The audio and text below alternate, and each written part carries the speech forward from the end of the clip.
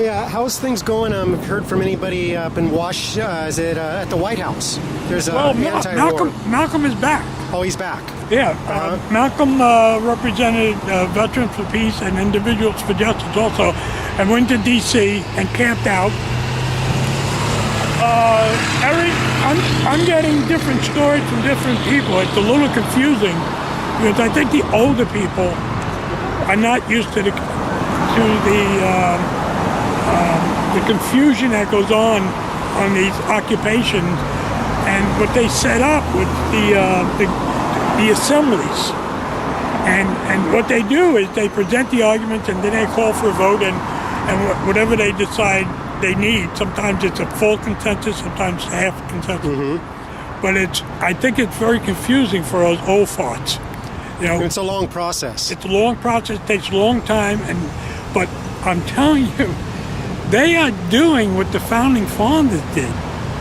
Because the founding fathers didn't want a standing army because they knew that we'd get in trouble sooner or later. And here we are.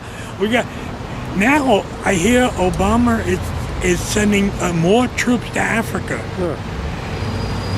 He's not even saying what the presidents normally say. These are going to be advisors.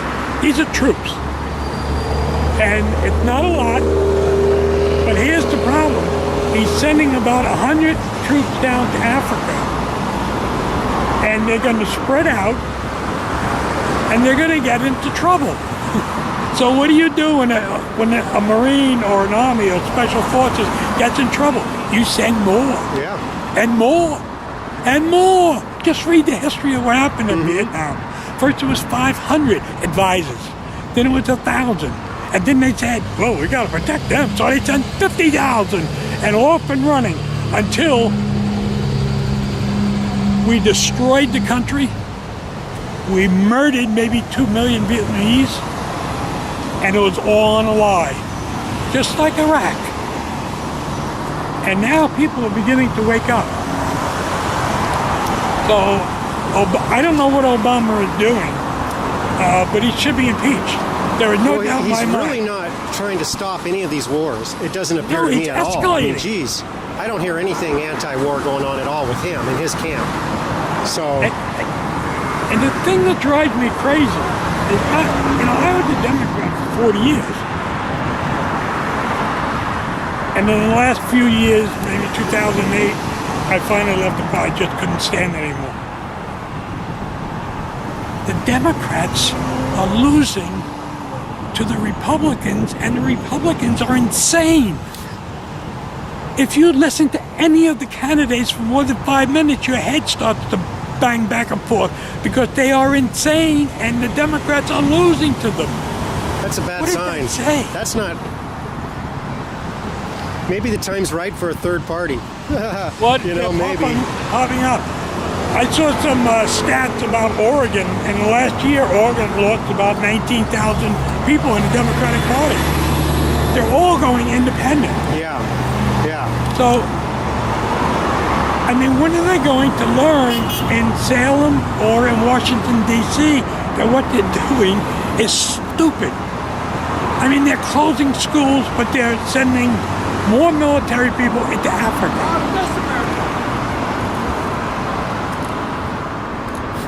What do you think? God bless America. Okay, I think God did.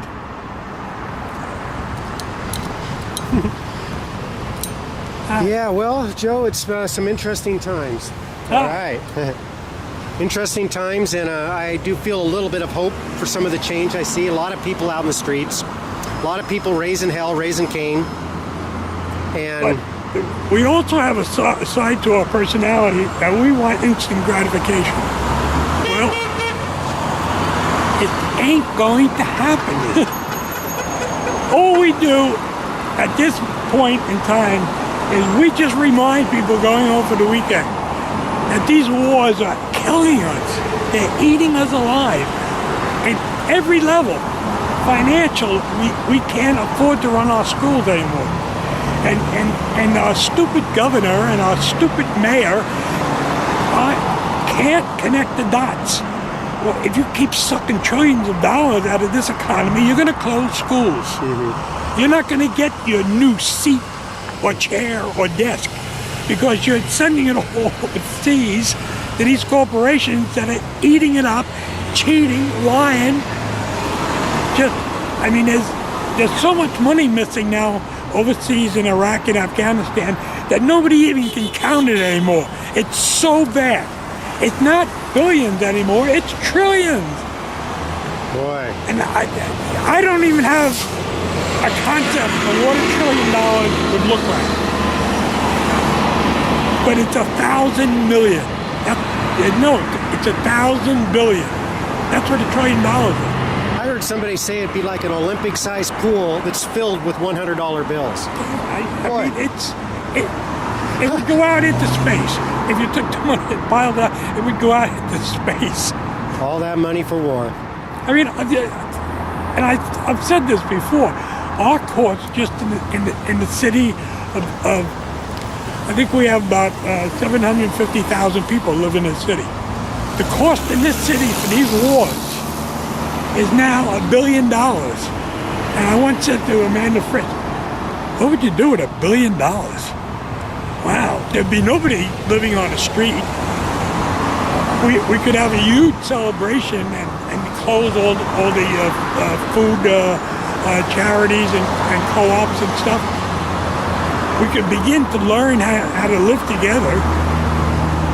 I mean, all of that is wasted. I think that's the point of the big protest march tomorrow, October 15th. Yeah. Bring the war money home. Yeah, That's kind of the theory. People are beginning to realize that you can't keep doing what you're doing. I mean, this is the way empires always fail. First, they hire mercenaries. Sound familiar? Mm-hmm. Black Order. And then they piss people off in countries around the world, so they have to have more mercenaries. So who do they get? They get the very people that they're occupying. Just like the British did in India. Most of the soldiers in the British Army were Indians. There was only 100,000. It's a tactic they use, right? Yeah, it keep doing it over and over and over. And they have all these wonderful universities and colleges.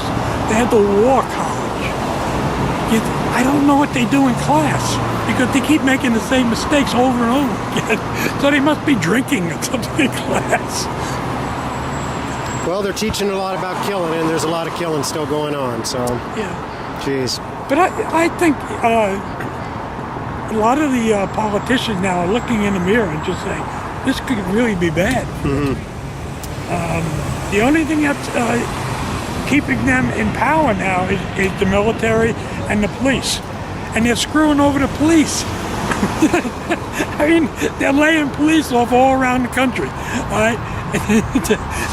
The Republicans are refusing any kind of help. So what do? They lay off all their police. The very thing that keeps them safe, they're screwing with. So, I mean, if I was the 1%, I would really be nervous. Mm-hmm.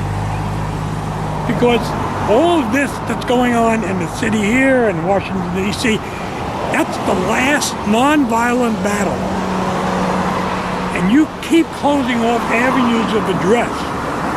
And you keep screwing over with the police. And you keep running your military into the ground with 7, 8, 9 deployments. I mean, when I was in the Navy, we never heard of that kind of stuff. You went to Vietnam for 1 year. That was it. And they're running out of people to do all these things, so what's going to happen? They're going to bring back the draft. And that'll be their last major move. Mm-hmm. Well, we're standing in opposition. Yes, we are, and we should be proud of that. And it's hard. It's hard being out here by yourself sometimes, or it's hard even with a group out here. Yeah. It's hard to camp out.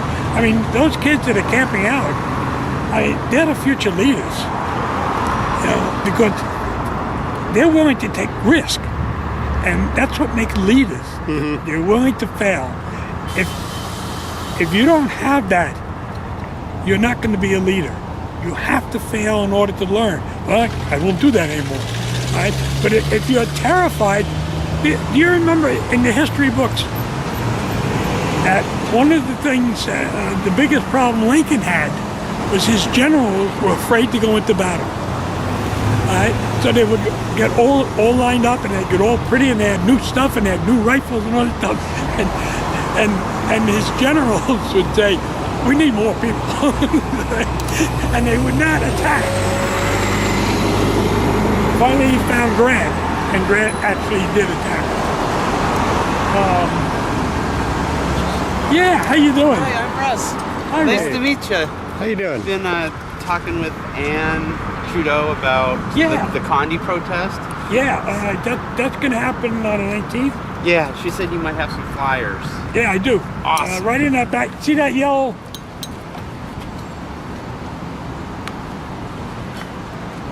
I gave a lot of them out, so. Cool. Well, I'm gonna take this and make some copies then.